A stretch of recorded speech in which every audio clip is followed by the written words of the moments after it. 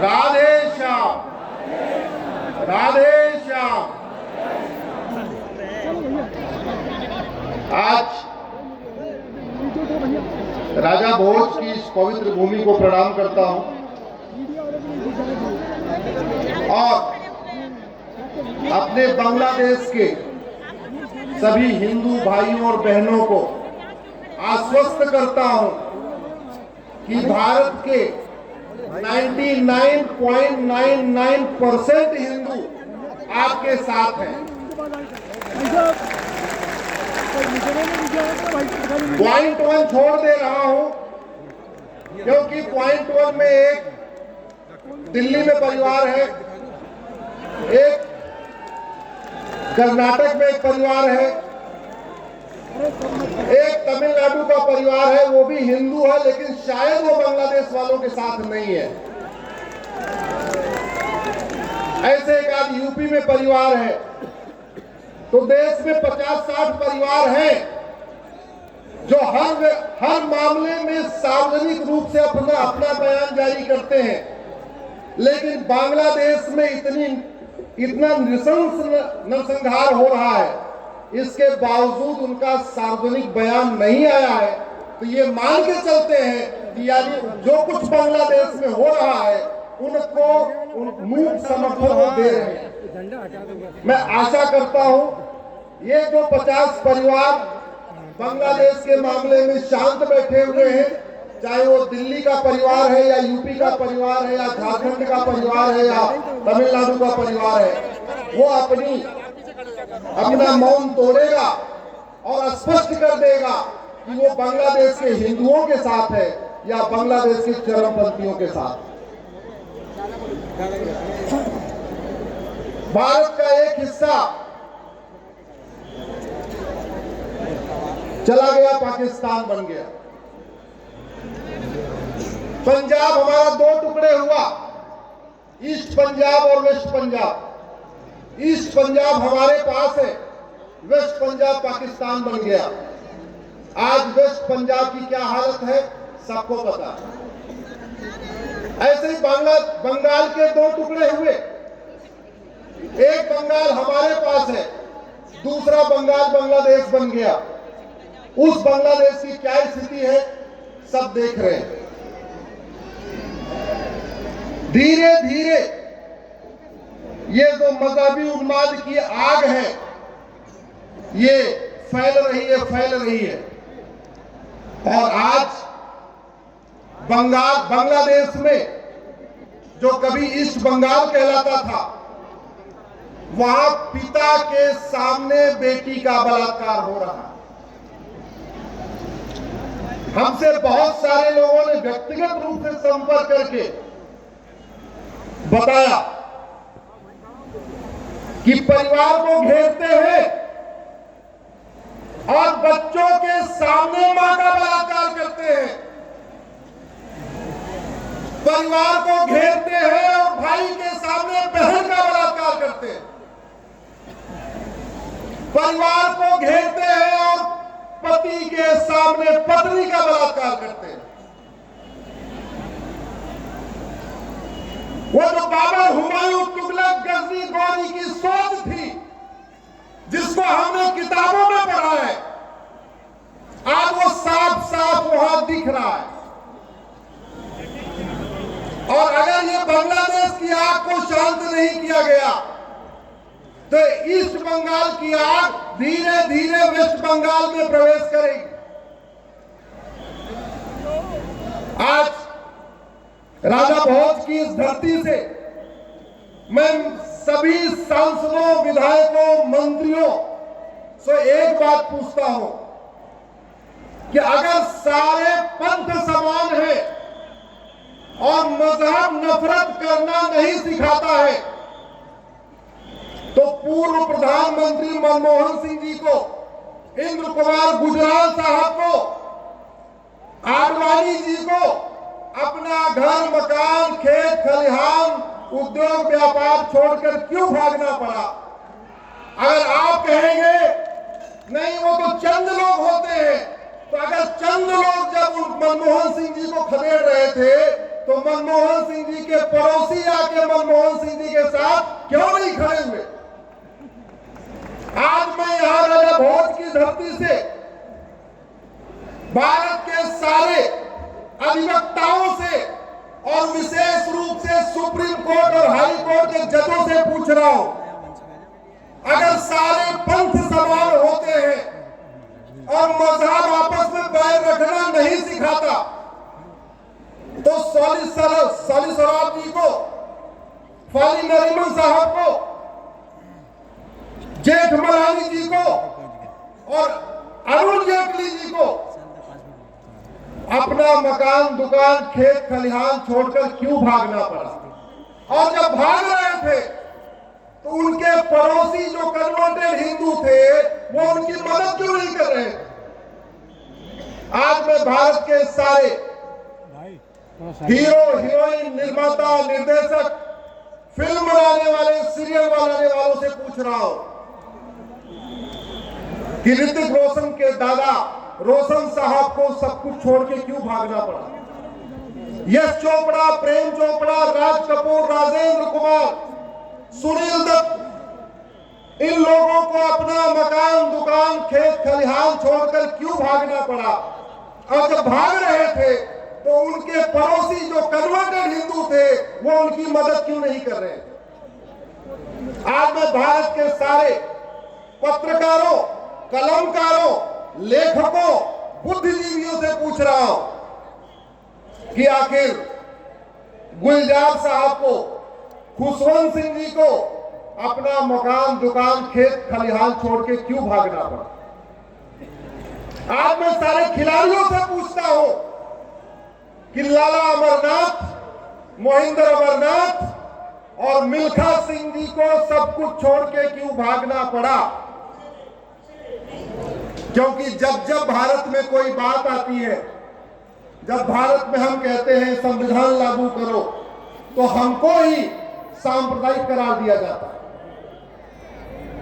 जिस भगवा झंडे से पूरा आजादी का आंदोलन हुआ, जैसे वो भगवा झंडा लेके हम निकलते हैं तो ये तथाकथित नेता, अभिनेता, लेखक, बुद्धिजीवी, पत्रकार, कलमकार हमको ही भगवाधारी बोल देते हैं।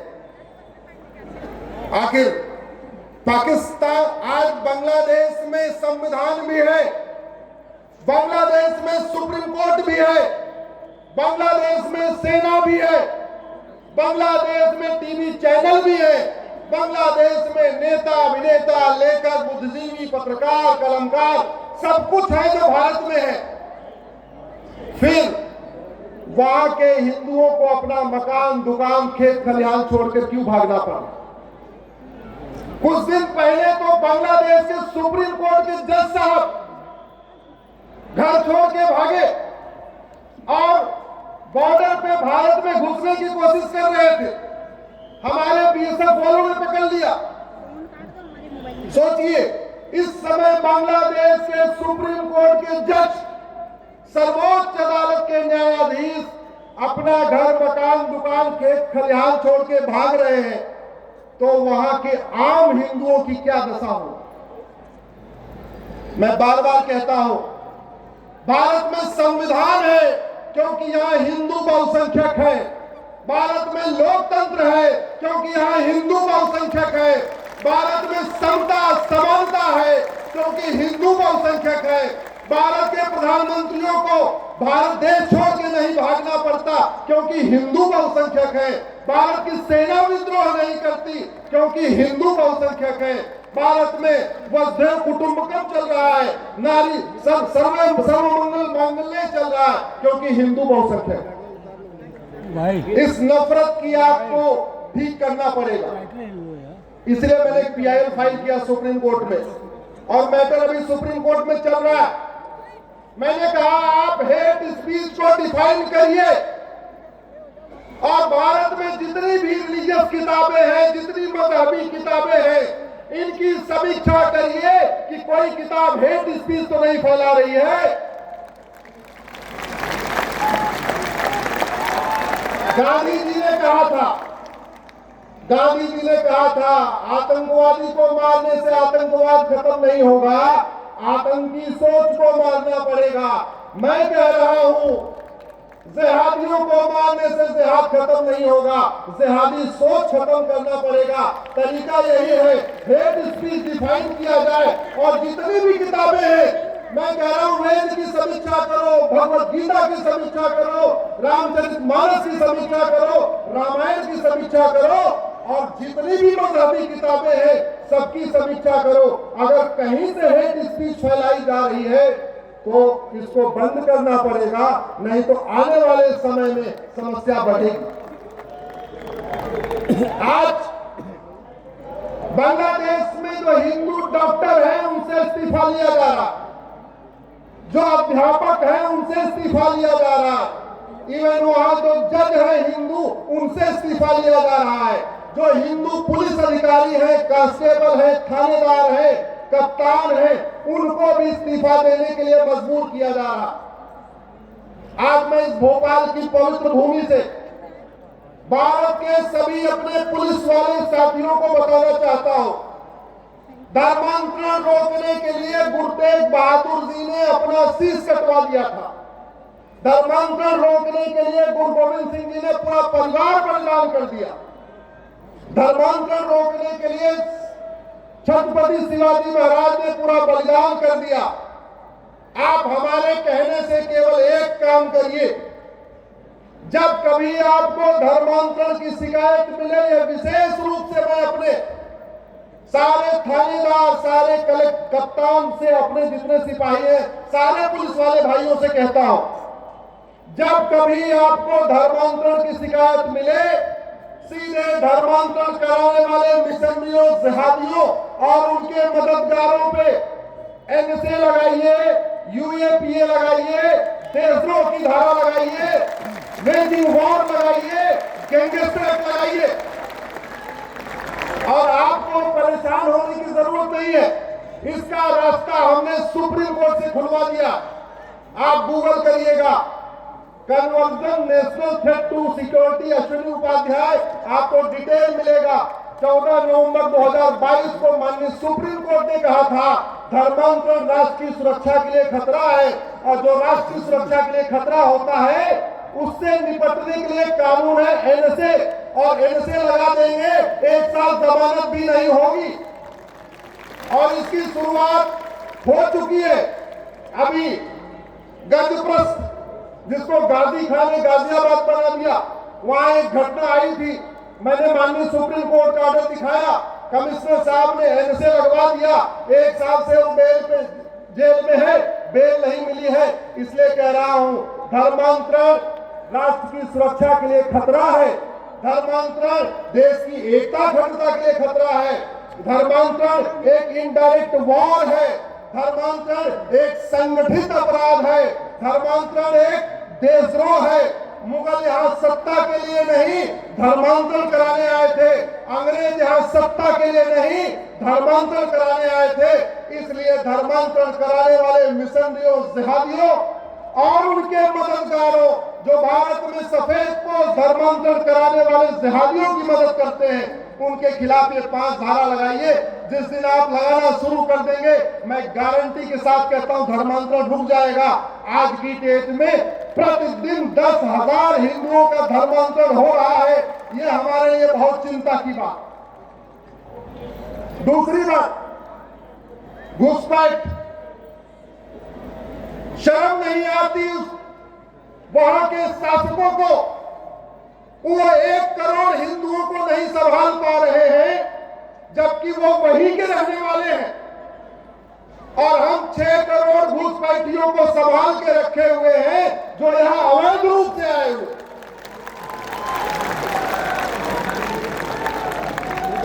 मैंने 2017 में पीआईएल फाइल किया था, 2017 में पीआईएल फाइल किया था और राज्यवार मैंने आंकड़े दिए थे कि भारत में 5 करोड़ घुसपैठिए आ चुके हैं।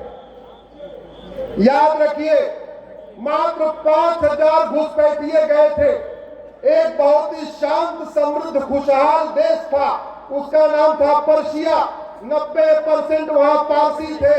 5,000 घुसपैठियों ने 50 साल में पर्शिया को खाली करवा लिया।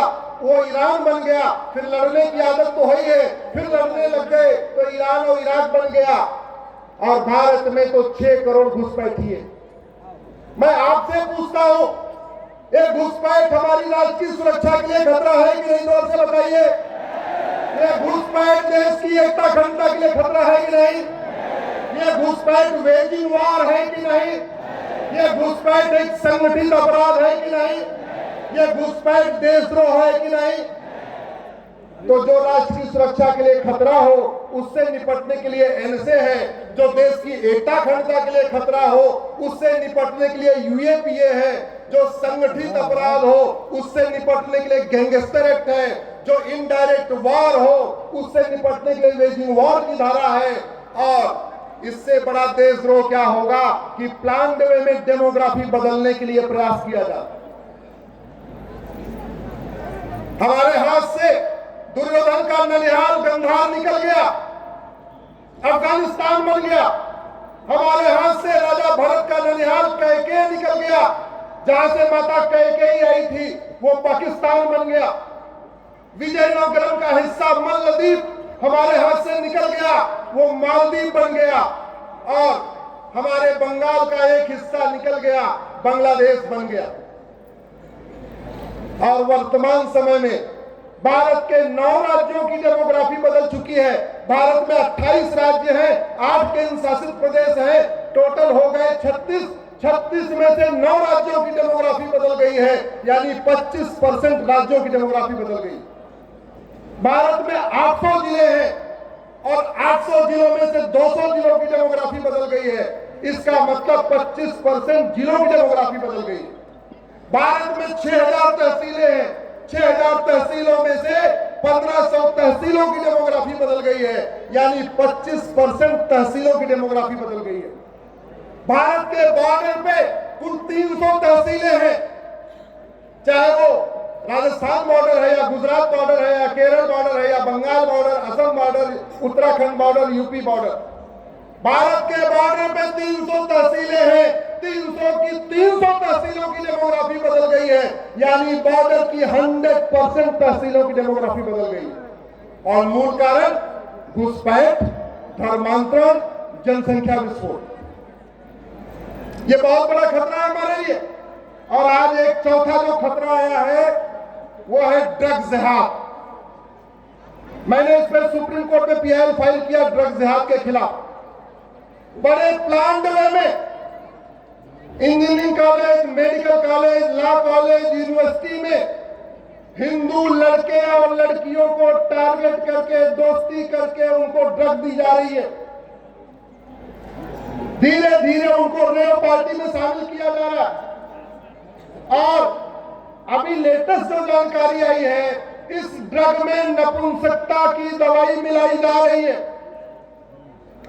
हिंदुओं के एक 2 बच्चे हैं, कॉलेज में जाके वो ड्रग ले रहे हैं, ड्रग के बाद वो नपुंसक हो रहे हैं, फिर बाद में कहते हैं मैं तो शादी नहीं करूंगा। ऐसी घटनाएं आपके भी आसपास सुनने में आ रही होंगी, जहां लड़का या लड़की कह रहा है हम शादी नहीं करेंगे, वो शादी करने लायक बचा ही नहीं है, वो ड्रग एडिक्ट हो चुका है। इसलिए मैं अपने सभी पुलिस के भाइयों से कहता हूं, आप केवल अपनी ड्यूटी इस हिसाब से मत करिए कि किताबों में क्या लिखा है। आप अपनी ड्यूटी राष्ट्र सेवा की भावना से करिए और ड्रग स्मगलरों के पीछे टूट पड़िए। जहां जहां आपको ड्रग स्मगलर मिले, ड्रग बेचने वाले मिले, उनको पकड़ के जेल में डालिए, उनके खिलाफ एनएसए लगाइए, वेजिंग वॉर लगाइए, उनके खिलाफ गैंगस्टर एक्ट लगाइए, उनकी प्रॉपर्टी जब्त करिए, उनके फास्ट ट्रैक कोर्ट उनकी व्यवस्था करिए।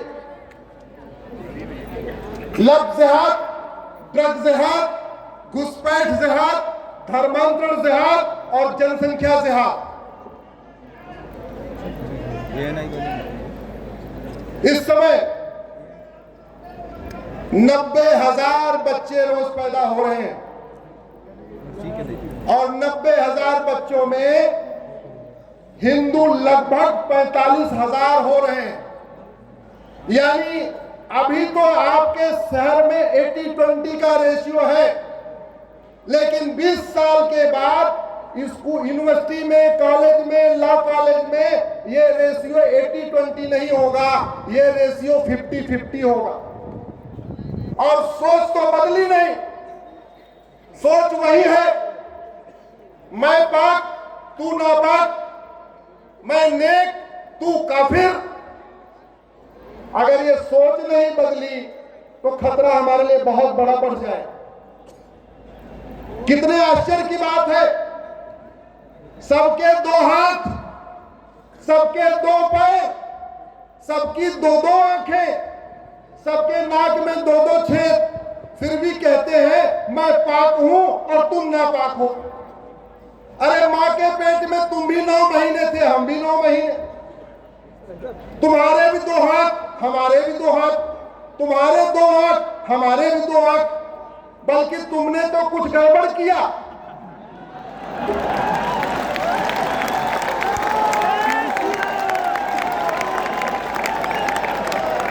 हमने तो ऊपर वाले की दी हुई किसी चीज से कोई छेड़छाड़ किया क्या?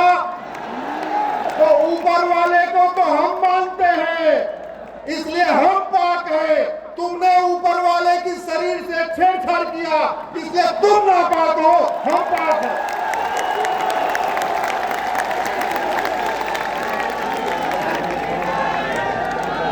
अरे हम बस 2 कुटुंबकों को मानते हैं, हम पाक हैं, तुम नहीं मानते हो, तुम नापाक हो। हम नारी तू नारायणी को मानते हैं, हम जननी जन्मभूमि को मानते हैं, हम तो देवताओं की पूजा करते हैं, देवियों की पूजा करते हैं। तुम केवल, तुम्हें फीमेल गॉडेस से दिक्कत है, तुम महिला भगवान की पूजा नहीं करते, इसलिए हम पाक हैं और तुम। हम कभी नहीं कहते हिंदुओं की जय हो, हम क्या कहते हैं? धर्म की। हम कभी नहीं कहते गैर हिंदुओं का नाश हो, हम क्या कहते हैं? अधर्म का। हम कभी नहीं कहते हिंदुओं में सद्भावना हो, हम कहते हैं प्राणियों में।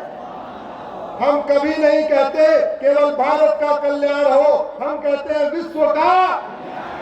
ये तो तुम्हारी छोटी सोच है। तुम कहते हो जो हमारे में आ जाए वो पाक, जो नहीं आए वो नापाक, जो आएगा उसको जन्नत, जो नहीं आएगा जहन्नुम। हम तो कहते हैं तुम शंकर जी की पूजा करो, विष्णु की पूजा करो, करो तो भी ठीक, ना करो तो भी ठीक, व्रत रखो तो भी ठीक, नहीं रखो तो भी ठीक, अष्टांग योग का पालन करो, तुम्हें मोक्ष मिल जाएगा। तो हम पाक और तुम, हम पाक और तुम, इस सोच को हमें आगे बढ़ाना पड़ेगा।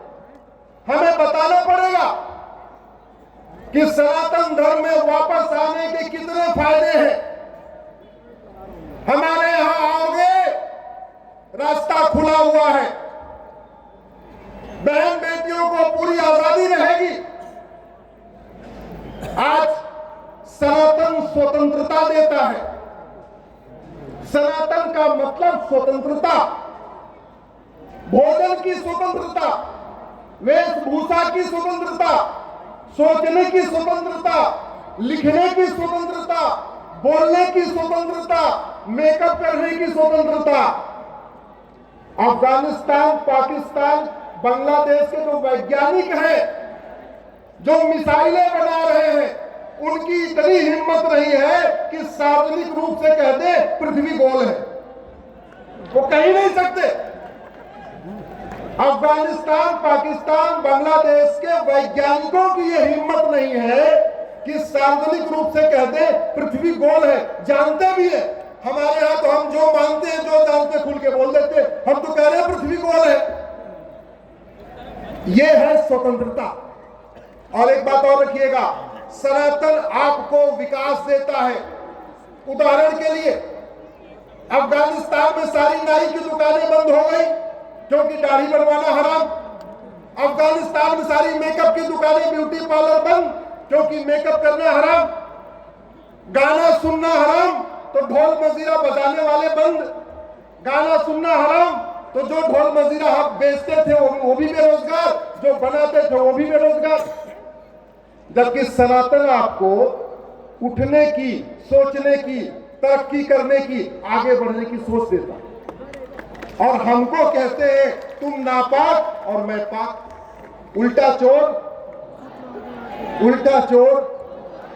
इसलिए मैं कह रहा हूं, इस सोच के खिलाफ संगठित होकर आगे बढ़ना। और एक बात याद रखिएगा, आप हिंदू हैं या जैन हैं या बौद्ध हैं या सिख हैं, ये तब तक चलेगा जब तक हिंदू बहुसंख्यक है। हिंदू घटा तो आपकी सारी पहचान खत्म हो जाए।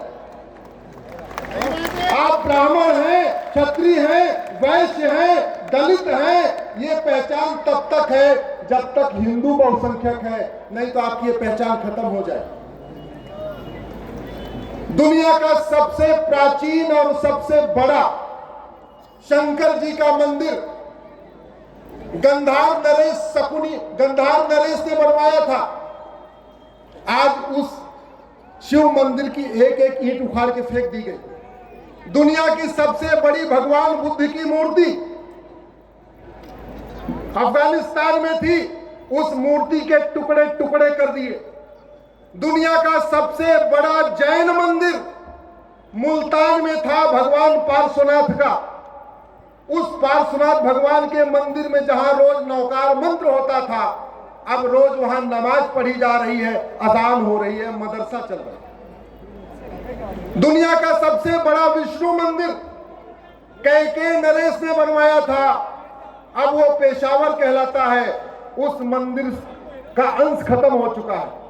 इसलिए अब समय आ चुका है हम सही चीजों को जन जन पहुंचाएं। और सही चीजों को जन जन पहुंचाने का एक छोटा सा मैं आपको तरीका बताता हूं। आप में से कितने लोग सोशल मीडिया उपयोग करते हैं, हाथ उठाइए जरा। अच्छा, इसमें से फेसबुक कितने उपयोग करते हैं, हाथ उठाइए।